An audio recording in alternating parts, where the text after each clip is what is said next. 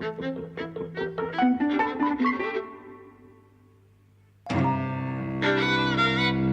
and welcome to Eavesdropping at the Movies. I'm Mike. And I'm Jose. And we've just come back from seeing Cold War, which is a Polish film directed by Paweł Pawlikowski, written and directed, I think, co-written. Co-written, yes, there are two other writers. About a sort of distant, a relationship that takes place. It's a romance. It's a romance for sure. A delirious romance set in the period of the Cold War, which between 49 and 59. No, between 49 and 64. Post-war Poland, initially, and then the action travels across Europe to East Berlin, to Paris, yes. to Yugoslavia. It's such a romantic film. I mean, I was swoony throughout. It's a film that makes you both swoony and sad. So it's like a real romance in the sense that, you know, the characters love and love and love and nothing goes well. They're constantly separated, right? Before we go on further, I think we should say we saw this at the Mac, and once again the investment in 4K digital projection at the Mac has paid dividends. The image is astonishing. It's so beautiful. It's in black and white and it's full frame, 4:3 ratio. It's luminous. This and film. it sings the image. It's beautiful. And you know, like, very often I think the 4:3 frame these days is used to show claustrophobia, you know, a kind of tightness of space, and occasionally it is in this, but actually for the most part you get some amazing sort of landscape shots. There's one shot in particular early on where it's in winter in Poland. It's all white and the ground's white and the sky's pure white, and you just see at the bottom of the screen, you know, a van and a figure of a woman, and just the shape of the horizon, but it's just brilliant pure white. It's beautiful. It's an amazing image. Yes, and there's some amazing, beautiful poetry in the visuals. I mean, in the first 5 shots of the film, you just think, you know, you're with a visual poet. Like, kind of every image was resonant, really, and you just think, oh, this is so original. It's so interesting to look at and meaningful. The thing with the church and. It's like a bombed out church where you have these murals of icons painted on them, but, you know, kind of the paint has been bombed out of some of the icons. It's just like you're just left with these two eyes, I think, of Jesus staring. It's beautiful. I think it's the one guy, the sort of government guy, Soviet government guy, walks into this bombed out church. And then he sees these eyes of Jesus that are still there, staring at him, and then I think he crosses himself and becomes reverent because he's being watched. Yes. Yeah. So let's briefly say in more concrete terms. Okay. What the plot So is. the film begins with these two artistic directors, a male and a female. One of them is the pianist and conductor, who's the hero of our story, and is played by Tomasz Kot. And they're rounding up peasants to sing Polish folk songs as a troupe. So it's a way of building up morale after the war. And basically this peasant woman, who doesn't sing very well, actually, comes in, and Tomasz makes a case for her.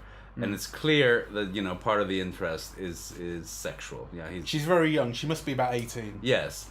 And quickly we're told that she's been in jail, and she's been in jail for attempting to murder her father.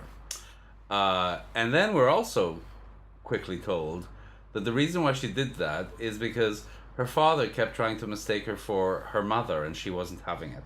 Yeah, that's her. And she taught him the difference. Well, there's a thing about they have her kind of investigated by the intelligence guy, and he comes back saying she was in jail for having killed her father, and then her version of the story is that she didn't kill him, and that's never resolved, but it's also not hugely important. To me it is kind of a little bit important because the connotation is that she castrated him. You know, so you're already kind of faced with this castrating woman, really. Femme fatale. Yeah, but actually, the thing about her is that she loves, and she's kind of wildly in love with this man. Yeah, and actually, he's wildly in love with her, and actually, that's the dilemma of the film. They're both completely in love with each other, even when he's in bed with another woman, and he asks her, "Where have you been?" He says, "I've been to see the woman of my life," right? So it's never like at once in question, and that's why the film, I think, works so beautifully, because that's never in doubt, even though at moments they might be jealous of each other, but kind of their feelings for each other are never in doubt. Their ability to be together is the problem, and that's kind of geopolitical. That has to do with where they are, and the political circumstances that they find make it hard to in. move, and yeah, so on. and it makes it hard to be an artist, right? Like, because you think, well, he could have just stayed in Poland, right? Yeah. Like, so he wanted to leave because, well, he's an artist, and also because the idea was to be with her. But the thing is that she's held up, by the person in the troupe who's also politically affiliated. She's basically kind of steamrolled into entertaining some important German communist guests, and actually she can't be with him, really, which is something he doesn't know until they meet later on in Paris. Yeah, although she also did say when they meet up that she found she didn't have it within herself. She felt it wasn't just that she was held up that night. There's this suggestion that had she been braver or more headstrong or something, that she would have left. Yes, the film has a wonderful, complex kind of romantic feel. So on the one hand, it's hyper romantic, right? They must be with each other, and they sacrifice everything to be with each other. On the other hand, it depicts a very pragmatic and adult view of sex, right? So kind of, there's almost never any doubt that their feelings are for each other. On the other hand, when he's in Paris, he finds another partner. In the meantime, she's found another partner. Part of the reason for finding the partner is pragmatism. They're people who are helpful, right? So it's got kind of like, the film is a film that kind of resonates because it's grounded in at least kind of my understanding of the things people do. They're never clear cut. Let's say at this point, we've got quite far in, but let's say spoilers ahead, although we've talked in some detail. Spoilers are, obvious. I think there's a complication in the love story, which is that there's a bittersweet aspect, because they get to be together for a while in Paris. Nice. She marries an Italian. He's gone to Paris and he's managed to escape illegally. Yes. The Soviet Union. She marries an Italian, is able to leave to Palermo legally, and then she moves to Paris. She can be with him, and they, when they're in Paris and they're working together artistically and they are able to live together, it sours. Well, I think it's not entirely happy. My view or my take on that is that what sours it is also what's appealing of it. So on the one hand, they have the freedom to be the artist they want to be. They don't have to sing paeans to Stalin the way that they did back in Warsaw, But on the other hand, they've got to hustle, right? They've got to sell the parts of themselves that they don't want to sell in order to get ahead. So, there's this moment when they're in Paris where he tells her, that basically she's got to be sweet to this guy who's very important and, it's good for her career. And so from his point of view, you get the feeling that he is doing it all for her. And I think one can believe that. But actually, the things that they're all doing for her are things that she can't accept, is my view of it. Yeah, well, I think there's a large element of that. For me, it was kind of... This is where the idea, the title Cold War sort of comes into it. The idea that their relationship, their love has for years had to be at a distance, and they've only been able to see each other at these very brief moments, and that's when. So it's like a cold love, and then at these few moments it becomes hot. When they can see each other, they embrace and they make love, and it's fiery and passionate, but then it has to go away again because she's only there with the troop briefly and she has to go back and so on. And then when it's able to actually last, it starts to sort of fizzle. and which is why I found the ending kind of bittersweet. I don't know about you. I get the feeling you probably found the very ending very romantic. No, I found. I mean, the very, very ending. Yeah, no, yeah. I'm not sure. I mean, the very, very ending follows the logic of the story. And of course, in that way, I find it very Slavic or Russian, right? It's kind of, it's a very bleak view of the world. Yeah, that kind of... Yeah. Bleak? Yes. So in German Romanticism, there really is like this idea that you die of love, right? That if kind of part of loving a lot is that you die of it. You either die, commit suicide because somebody doesn't want you, or you commit suicide because the love is impossible, or like you move on to the next world with your love, right? That can't find a place in this one. So in that sense, I think that the film has the ending fits in with that kind of logic. How so? Well, because they commit suicide. They don't commit suicide. Yes, they do. That's what they do. They get married, and they take all of those pills. Oh, is that what it is? Yeah, well, that's the way I understood it. Yes. Oh yeah, well, that probably makes sense. And then they're just waiting to die, right? So they're waiting for the pills to take effect. And she tells him, "You take more because you're heavier. You'll need more." Oh yeah, I didn't even think about that. What did you think then? I didn't even think about. Well, I mean, you're right. You're absolutely right. I didn't even think about pills. I mean, you're absolutely right. Of course, that's how they get out of, because otherwise their life is sort of doomed, isn't it? But yes. And it's doomed anyway because they're killing themselves. You're right. But what I noticed about the end, what I picked up on at the end, is the very last line where they're waiting at the bus stop, and she says, "Let's go to the other side. The view will be better there." Which obviously now in the context of they're killing themselves, like that's quite a better way to finish our time. But I thought of it in the sense of it reminded me of Eternal Sunshine of the Spotless Mind, in that there's this idea in that line of the grass being greener on the other side. And in the grass being greener on the other side, there's an idea of you'll never be satisfied with what you have. And which brought me back to that idea of when they can finally be together in Paris, it sours, because it turns out that there's an imperfection in their love.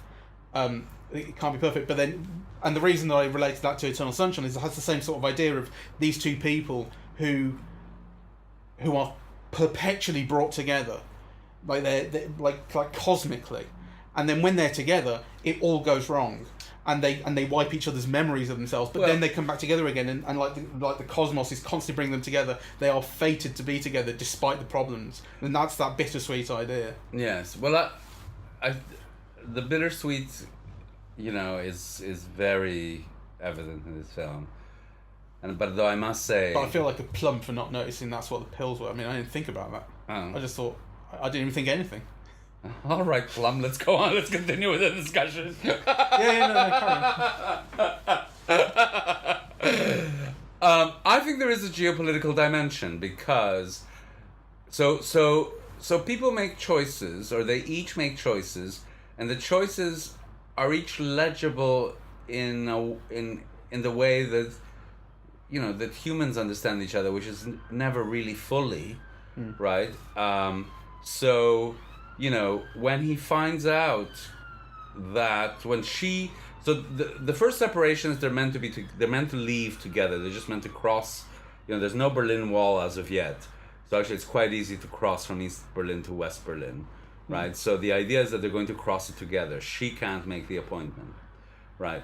But then the troupe travels on to Paris, and they meet briefly, right? And then he sacrifices himself by going to Yugoslavia to meet her. And has a lucky escape because the Yugoslavia police doesn't want to be involved in an international incident and sends him back rather than sending him to Warsaw. Right? Meantime, she marries an Italian only so that she can go be with him in Paris. Right? And the moment in Paris is when things fall apart. And my understanding of the reason that things fall apart is really, this having to sell a part of yourself to kind of be able to live there. It has its own complications.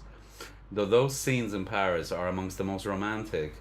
The scene where they're dancing in the jazz club I just thought it was beyond beautiful.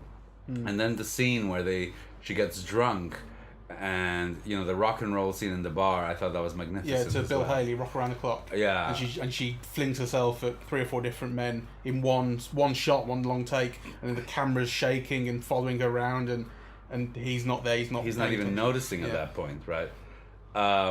So, and that's kind of when it falls apart.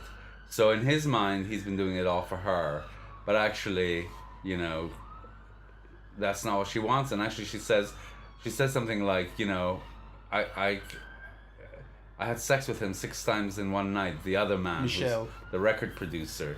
So, you know, ever since you've left Poland, you're no longer a man, she says. And basically, you know, kind of part of the reason is because under the guise of doing things for her, you know, it involves selling her, really, or her selling herself. So she returns to Poland. And then, you know, and I think kind of, again, another romantic gesture in the film, he goes back to find her in Poland, knowing full well what's going to happen. And what happens is he gets sentenced to 15 years of hard labor, and he gets his hand smashed so he can no longer be a musician. Yeah, mangled quite horribly. And then what happens is, and again, this is like torture upon torture, separation upon separation, you know, all rather exquisite. So she basically marries, you know, the political guy because he's got influence in order to get him out, right? So yeah, it is. So really, I think kind of the geopolitics does come in. These people are separated by boundaries in Europe that the EC has removed. And that Brexit is kind of trying to put back in. It's it's a love story for the modern Britain. I think one can make a very good argument for it, because it's not just for modern Britain, you know, because actually these right-wing movements are happening all over. They're happening in Hungary, they're happening in Germany, they're happening in Denmark, they're happening in Italy, right? So I think kind of, you know, the film is very interesting in what, you know, those political divisions made of people's lives and feelings. Yeah. So, you know, the onus is on the lives and the feelings, but it is actually the barriers, the separation, you know, that keep the story keeps separating. Like the story Cold War doesn't exist. Like it's not a tragic story or anything without those barriers being put in place. Exactly. You know, exactly.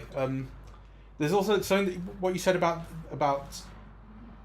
their lives kind of souring in Paris because of having to sell themselves is interesting, because I think there's an element of that as well. Well, there's a slightly different version of that in why they want to leave Poland, which is that the very opening of the film is the artistic director duo going to these various kind of villages and mountain towns and things, listening to these songs people sing and recording them, and it's like that. All these songs are kind of, they are subtitled, and they are in that, as you said, kind of doomed love Slavic way. They're all about the woman that I can't have, or if I have her, I'll die, and all this kind of thing. And there's a real kind of honest artistic project going on there. They want to preserve these songs. They want to make something out. And they want to make people proud of them. And then it turns into we're developing a sort of salon for artistic types, which is where they audition everyone and meet the girl, played by, incidentally we should say, played by Joanna Kulig. Who's fantastic. Oh, she's great. When the state kind of takes over, these kind of local kind of village songs become something that is sold by the state. Yes. So, you know, so they're taken from the villages that they started in. They're taken from the people working to make an interesting, kind of honest show about them, and they are put on stage in kind of palatial theatres with a huge picture of Stalin behind them, saying, you know, this is the Soviet Union. Yes. And this, it's like a kind of, it's like not Disneyfication, that's slightly different, but it's do you know what I mean? It's a co-opting by the state of this imagery. So let me clarify, or you know, let me elaborate. It's like a forced selling out. Put it that way. Exactly. Well, yeah. Well, they have no option. No, they don't have any option. So what starts off as an almost anthropological project, right? They're trying to collect peasant songs. you know, because within the communist culture, it's for the people and it's by the people. So actually, originally, they're just trying to collect and display, you know, these beautiful peasant songs from various regions, the mountains and so on. You know, but what happens is, the show business starts, right? And then there's like almost like an Aryan push. So actually, one of the women doesn't look right because she's got dark hair. Yeah. You know, so they've got to like dye her hair. And then the next pressure from the state is that this show is such a success that, you know, could you? It's actually, I forget what the exact words, but it's the equivalent of, you know, in your act, could you put in some praise for the next 5-year plan and the greatness of they talk about communism or whatever. Yeah, I forget the titles, but they use the names of kind of food production projects and things That's like right, that. you know, so, you know. And we'll sing about that as well. Yeah, let's sing about our 5-year plan to increase electricity or something, or agrarian, you know. So, and actually, so I think the film has this really interesting contrast that, you know, basically in the Iron Curtain countries, they've got to sell out on their art, on their ideas, right? They've got to kind of incorporate propaganda, or actually they won't be able to continue to exist. Yeah, that's kind of made pretty clear, really. But on the West, kind of they've got to compromise other things which are equally unacceptable to them. You know, in order to like be able to, do their thing. So I think the film has them torn between East and West. So, you know, kind of the film does present both of those dilemmas as being kind of real dilemmas. You know, so the socializing, the meeting people, you know, the making yourself attractive to people is seen as kind of like one of the ways that you commodify yourself in capitalism. Whereas, you know, in the communist countries, you have to sing like a hymn to the tractor or something, right? In each show. But those things are seen as being kind of intentional, intentional with each other. So, and then of course the whole realm of feeling and lust and longing and, you know, interpersonal interaction is played out in between this tension, and so beautifully photographed that you almost feel a pang. Like, it's so, I mean, you know, to me it was just a pleasure to see like everything, like the actors. So Joanna Kulig has this wonderful kind of impassive, slightly angry face, that you get the feeling that she's really has like experienced the worst and she's immune to everything. And then every once in a while she'll light up, right? Like she'll be full of life and energy, and but you know, kind of most of the thing is like, it's like this lively, loving spirit encased in a lifetime of bitter experience, you know. It's like she conveys that so well, whereas actually, you know, he's the one who you get the feeling, I mean, at one point she calls him new bourgeois, you know, you get the feeling that he's had an easier life, that kind of and part of the reason why he's had an easier life is because he's a man, like, kind of, you know, one of the things that you're told about her and that she tells, it's almost like kind of, you know, a lifetime of abuse of one kind or another, right? Like from sexual to, she's forced to spy because she's on probation. She's actually kind of made to do all these things against her will, you know. Again, there's a reflection in that where when they're in Poland and they're in the first kind of couple of years of their passion, they're in a field and she reveals to him that she's been telling the government guy various things about him, and she says, you know, nothing that would get you in trouble, but I had no choice, I'm on probation, is what she said. It's like, what was I going to do, because I've done time in this, and he can't take it, he storms off.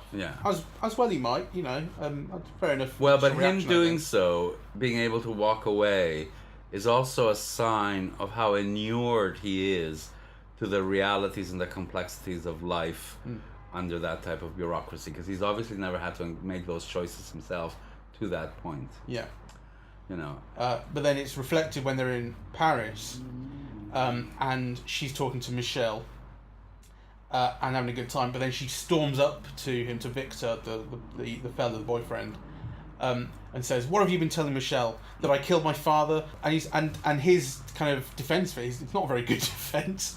They love that here. They love that here. Like, Edith Piaf. Edith Piaf worked in a brothel, and people love her all the more for it. Yeah. She's like, "What the fuck are you doing? This is like my life," And he basically doesn't really apologise, and then says, "I won't do it again." But the way that the film works, and it's so beautiful, is that the moment that he walks out, when she tells him that he's spying on her, it reminds me a little bit of Jules Jim, which equally has like this kind of unpredictable and intractable woman. As he leaves, she jumps on the river, right? And then you have this beautiful image of her, like with her dress submerged underwater, just kind of swimming quietly on the river. Yeah, like just it's floating on her back. Floating. It's kind of an angelic image. It's like an image of purity. So, kind of whatever the external world forces her to do, this is what she also is. Yeah, and it's really beautiful. There were shots that reminded me of Before Sunset, the Richard Linklater film, where it's particularly in Paris, where they meet up again for the first time in a few years. When she's there on the sort of tour, she's only there for a few days, and they have an hour together perhaps, and they walk together through the streets, and it's the two of them walking together, facing the camera, and the camera's moving backwards as they move forwards, and it's a fairly long take, and they're just talking to each other, and that's exactly the shot that Before Sunset is built of, and it's and that's in Paris as well, and there's I mean, I'm not saying it's like deliberate or cribbed or anything. It's a beautiful shot, and it's completely appropriate. It just reminded me of the kind of like the beauty of the romance in that film as well. Yes, that meandering through the city is just a beautiful thing. It's like it's to be able to spend that time with the characters. It is a beautiful thing, though. I think this one, does much more complex and interesting things visually. I love the Before Sunset films with a passion, in fact. But just, this film has images and, that don't recur in anything like in Before Sunset at all. I mean, they're just exquisite, evocative, meaningful images and shots. And sometimes, through use of a kind of a cliche. So, when they're in Paris, you see a lot of like cold garrets over the rooftops of Paris, right? Which are both cliche and at the same time work with the romanticism, of the film. It's very beautiful to look at. Well, there's the wonderful bit where he says, I'll walk you back to your hotel. And she says, "You can't go, we can't." He says, "I'll just walk you a little bit." And so they walk, and then she says, "Okay, stop here, I've got to go." And she walks off, and she gets sort of 20-30 yards down the road, and she stops and turns, and it's all in the same take, and she stops, and then she comes back, and the camera follows her, and then she rushes back into his arms, and they embrace and kiss, and then she goes again, and that's like really just such a cliche. No, but it's just beautiful. Wonderful. It's great. It's absolutely great. It's exactly but you're right. What the film. It is a cliche, and actually, I think that's another thing that makes this film so interesting to me. Because the shots in the garret are a cliche. That embrace is a cliche. The scenes with the trains are a cliche of romantic films of the 40s. And yet this film reinvigorates them, makes them beautiful and moving and, feel kind of very evocative and rich and true, really. So I think it's a wonderful film. So the other thing that struck me is that it's rare to see music used so often and so intelligently in a film that isn't a musical, but that has very extended musical sequences. Yeah, I was going to bring up something along those lines as well. They're singing all the time, and the film starts off with a number of different songs, and without context really early on. It's only a few kind of songs in that you realise they're being recorded by this pair. And then later on, you get to Paris and they're singing, and obviously in the show in Poland, they're singing these various songs, and they're constantly kind of recontextualized. And someone is always singing in this film. And actually, sometimes I noticed because the film is mainly Polish and French language, so it's subtitled. But a couple of the songs aren't. There's one where she's singing in Paris, or she's.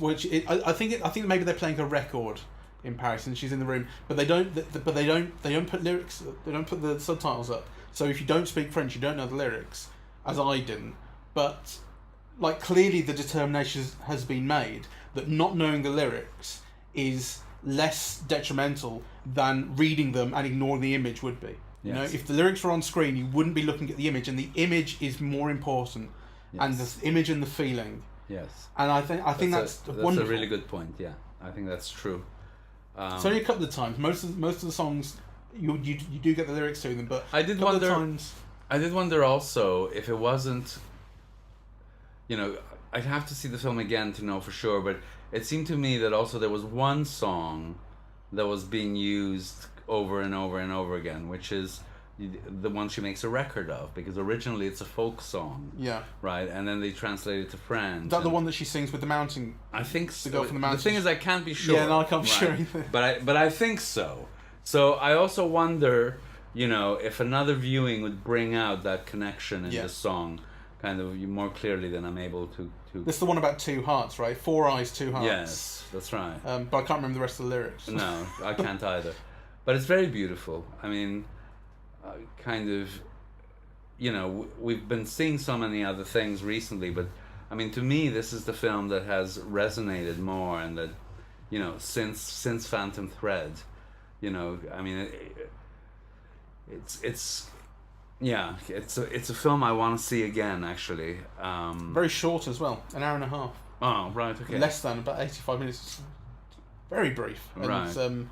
Feels it, but it, you know, do you know what I mean? It feels like appropriately, like it's concise, and it's so just about these two. And I think what I also find really beautiful is that in romances, usually the love is one directional. Yeah, it's either it's a yearning.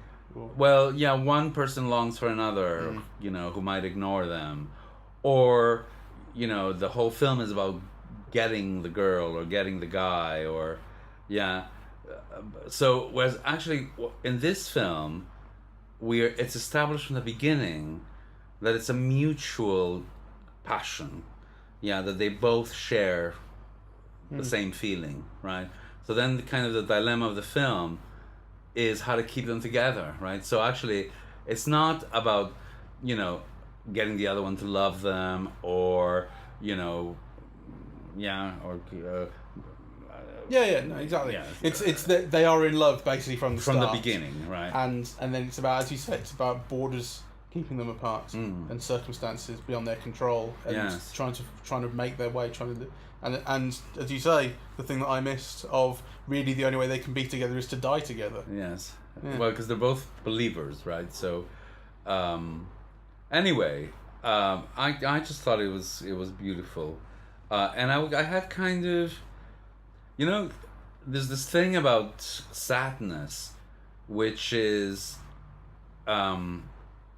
it's also like, I like being sad at the movies. It makes me happy, right? And and the thing about this film is it had me on the boil.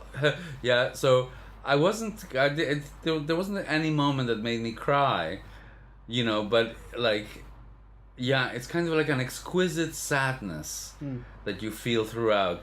Whilst also there's kind of like a throbbing passion, and of course the leads are so charismatic and attractive, you know, and the black and white is so resonant, and it's very romantic in the jazz cellars of Paris, you know, the screening rooms and the recording studios, you know, and the attics. It's kind of, you know, it's really exquisitely sad in a way that's very satisfying. Paul McCartney said, "Sadness isn't sadness; it's happiness in a black jacket." Oh, fuck off. Fuck off, Paul. He's not much of a poet, is he? No, he isn't. There was that one wonderful bit, actually, speaking of poetry, there was that great bit where, so as you say, in between the times that they are able to meet up, they do have other relationships and see other people, and which you don't see very much of. But one of them is the French poet who Victor hooks up with. Yeah. Well, not hooked up with, he's in a relationship with her, and that's that. She's a source of fun. There are some funny bits in the film. It's not all sort of bittersweet longing. There are jokes, and the one is where, as you say, he after seeing her, and they don't make love that night, but he sees her and they embrace, and that's it.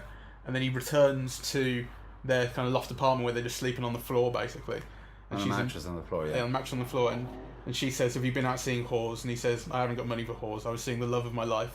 And she says, "Very good. Let me go to sleep." and so there's a joke in the she's not bothered, but I kind of felt like I wanted to know more about their relationship. Really, like, why isn't she bothered? And why are they still together? If there's a joke in just her being kind of spiky about it, but I wanted to know what's really wrong in their relationship. I wanted to see a bit more.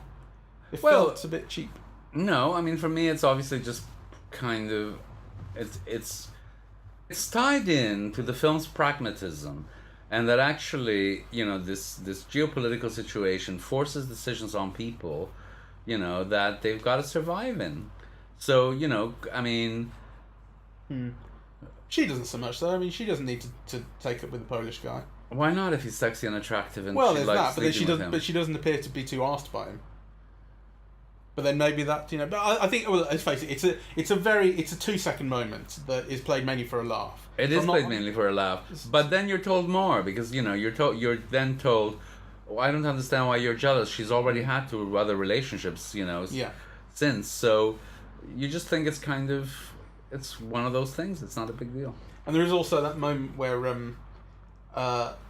when they are finally together in Paris, Victor and Zula, they're arguing over the lyric. The lyric has been translated by the French woman, this poet, and Zula is not satisfied with the lyric. She says it's stupid. I'm not going to sing it, and it threatens to grow into quite a debate between them. And she's jealous. And she's jealous, and I don't know. Again, kind of played for a laugh of it because it is a silly lyric. It's about the pendulum. Something about the pendulum hasn't stopped time or some stupid thing. It's a metaphor for love. Yes. Which is very well explained afterwards. Well, not really. I think it's satisfying. Because she confronts her, right? So that's when Zula... So what does it mean? Zula goes to the party and confronts her, and she's... What is that line, though? It's something about... It's something that kind of distance doesn't stop feeling, which I thought was very resonant. Yeah, no, I think the idea is really nice. It's just that it doesn't come across in the line. I'm totally with Zula on this one. It's a stupid line. Whatever. But that's it. That's a wonderful moment because you kind of think like that confrontation at the party. It's electric, like she's defending her place. She wants to see the other woman that he's been sleeping with. But it's also very unreasonable, and this is why I think it's the richness of the film. I mean, here's a woman who's married this Italian only so that she could leave the country legally, so that she could meet up with her true love in Paris, right? And, she's being jealous of this fling that he's had. Yeah. Like, it's not logical. And actually, that's what I love about the film. Because actually, sometimes things aren't logical. Like, they are about feeling. And you can completely understand her jealousy whilst also thinking how unreasonable it is. Like, the feeling is understandable even through its unreasonableness. Yeah. Well, it's the unreasonableness that makes it understandable. Love isn't logical. That's right. As we know. Also, in the scene when they're in the attic arguing about the line, I think she looks exactly like Julie Delpy, which just helps me kind of think about the before movies a bit more. You see, I don't see that because what I love about her face is it's very sensual, but it's also incredibly sad. It's like, you do feel it's a face that's bruised, and in fact she does have some imperfections on her lip and so on. Like, you get the feeling that this, and you can imagine, like, the film starts in 1949. They just finished the war, right? Like, what did these people live through in the war? It must have been even more horrible, than what we see, which is pretty horrible, right? So, and her face to me kind of it's kind of just it's like it's a person who's bruised and kind of who carries a lot of sadness with her, you know. Mm. She's probably supposed to be. I mean, she's probably supposed to be older than 18, really. But that's what she struck me as at the start, like just this kid kind of chancing it in a way, Yeah. or looking for a new start. That's right. Well, you definitely get this feeling that you know, she wouldn't normally be there anyway. That it is a chancing. Mm. Well, yeah, and they do say that she's well before the audition, when she says to she says to the girl, "What are you singing?" And she says it's this mountain tune. And she's basically doing it to try and you know immediately that she's trying to sort of hide her own voice in the better one. Actually, that's not what I was thinking. Oh, well, I was. I was thinking she was trying to sort of almost sabotage the other girls to get in sort of in place of her. But you know, I think yours is just as probably a better interpretation of what's going on there. That she's not confident in her own voice enough. Yes. Well, I mean, because that's also part of the characteristics that she's given, that she doesn't believe in herself. Yeah. I mean, he's constantly having to tell her that she's great and that she's worthy and that, you know, he loves her and, you know. She struck me as a bit more of a con artist at the start, do you know what I mean? A bit more kind of savvy. Which is not to say she's not being savvy, but a bit more kind of ruthless, maybe. Which you, I mean, that's a characteristic that remains throughout the film. I mean, you know, this is a woman who marries one guy with the Italian to get to Paris, and then she actually marries the other guy to get her lover out of jail. So, you know, like, yeah. You know, though. And what the fuck does he do? Nothing. He's a waste of time. So why is she into him? This is the mystery. There's no mystery to me. Because he's sexy. Well, because he's sexy and he loves her. I mean, you know, he goes and basically gives up his life for her. What are you talking about? I mean, you know, kind of, would you walk into Auschwitz because the woman you loved was there? Because that's kind of almost the equivalent of what he does. I wouldn't. Well, he did. You see? She can perish. You're not romantic. I mean, you know, 15 years and you see kind of the first image you see, his head's been shaved, you know, his hands have been smashed, he's clearly been tortured, you know, kind of, and he did it for her. Yeah. I think he looked like a Stella Artois advert. What do you mean? You know what I mean? Like, he looks like sort of hardy, slightly artistic Eurotrash. I thought he was gorgeous. Well, you would. Well, you know, I think he was. He is. And actually, I think it's interesting because he does not look like a pretty boy. You know, actually, like his face is really lived in, and it's quite angular. So from some angles, he looks really beautiful, and from some angles, he looks kind of rough, really. And he's, you know, he kind of, I mean, the film covers 15 years, and there's not a day in those 15 years that he's shaved. I was going to say, it depends on how much 5 o'clock shadow he's got that day. That's how rough he looks. So, but anyway, I think it's a very, very great film. I highly recommend that people see it, and I would like to see it again for our next podcast on this film.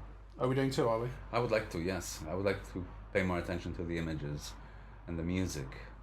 Okay. I think there are things, you know, that we haven't plumped.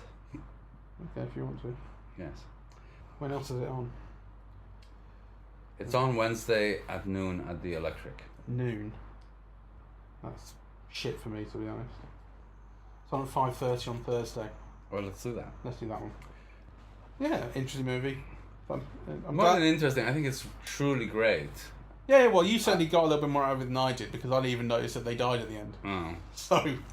Well, we will confirm that at our next podcast. But we'll pay more attention. I want to pay more attention to the songs, I suppose.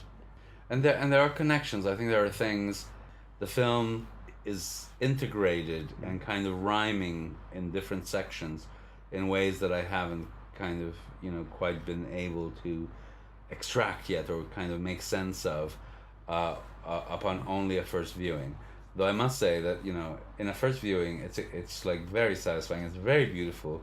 From the first like 5 images or so, I really thought, you know, he's a visual poet. Like, even the faces of the peasants when they began to sing, you think, my God, like, you know, you don't see faces like this in cinema, right? Like, kind of, you know, one of the old men had these incredibly beautiful blue eyes while he was singing. Well, it was in black and white. You can't tell.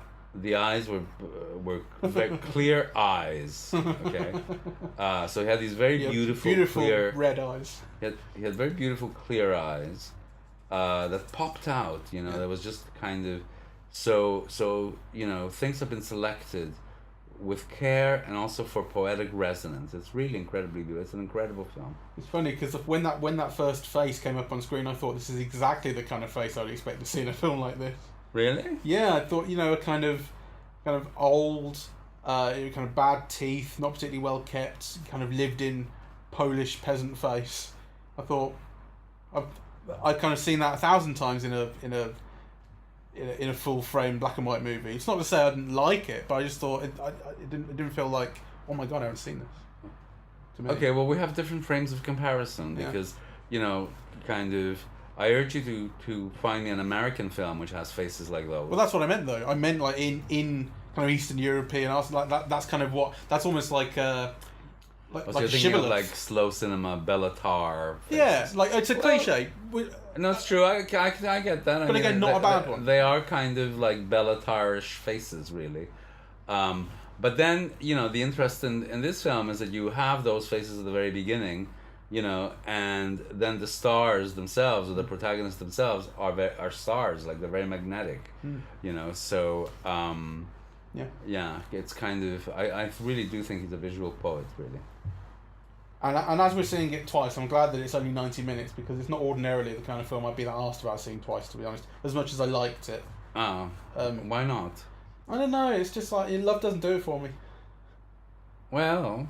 Maybe seeing it again will give you a little spark. Well, give you a little push. Might change your mind. Might change your life. You see, for me, if it's not Ethan Hawke and Julie Delpy talking about philosophy, then it's nothing, mate. Well, and this ain't that. No, but it's at least as good and arguably maybe even better, which is why I want to see it again. Well, and so we shall. Right. Well, thank you very much for listening. This is Eavesdropping at the Movies. We are on iTunes, SoundCloud, Facebook, Twitter, YouTube. Yeah, if you're listening to us, you know where to find us already anyway. So thank you very much for listening. And we urge you to see Cold War, which is out in Birmingham the next few days. That's right. At the Electric. Yeah. And hopefully at local screenings wherever you are. It's not getting a big release. So. And we will be there... Thursday. So, if you see us, say hello. Yeah, and if you don't see us, don't.